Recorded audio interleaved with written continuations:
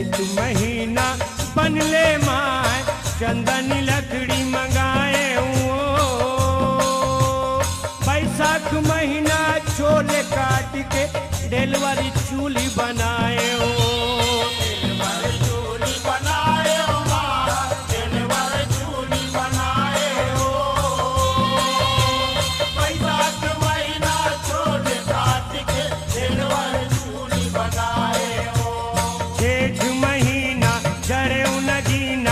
हीरा मोती के का कहना आनी बानी के जेवर गहना सुघर माते श्री के अंगना रुच मुच बड़ी शोभा लागे ओ।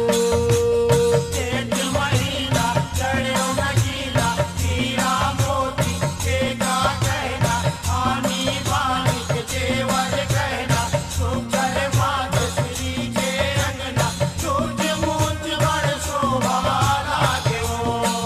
जब झूले माता झूलना में वो, जब झूले माता झूलना में वो, जब झूले माता झूलना में वो, जब झूले माता झूलना में वो।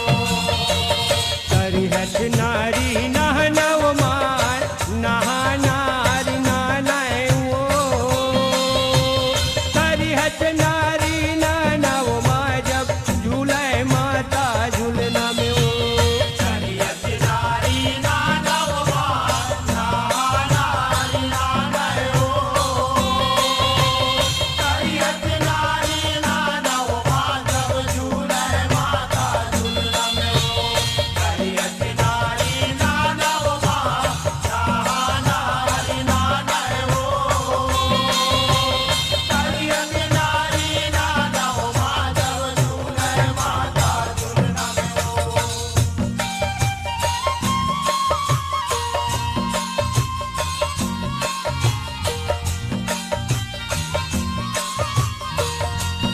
आषाढ़ महीना में तोर बरमान सोनी के छतर मंगाए हो। टिकली सिंदूर बंधन चूरी जोरा तोरी जोराए हो। जोरा तोर जोराए हो माँ, जोरा तोर जोराए हो। टिकली सिंदूर बंधन चूरी जोरा तोर जोराए हो।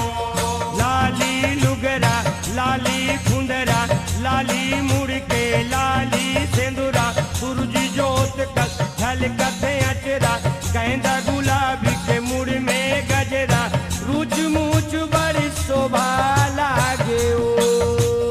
लाली लुगरा लाली खुंदरा लाली मुड़ के लाली सिंदूरा सूरज जोत का झलकत अचरा गेंदा गुलाबी के मुड़ में गजरा रुच मुच बड़ी शोभा लागे ओ। जब झूले माता झूलना में वो, जब झूले माता झूलना में वो, जब झूले माता झूलना में वो, जब झूले माता झूलना में वो। करिहत नारी नहनव माय नहा नारी नानाए वो। करिहत नारी नहनव माय जब झूले माता झूलना में वो। करिहत नारी नानव माँ नहा नारी नानाए हो।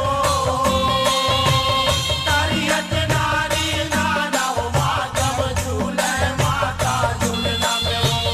करिहत नारी नानव माँ नहा नारी नानाए हो। करिहत नारी नानव माँ जब झूले माता झूलना में वो।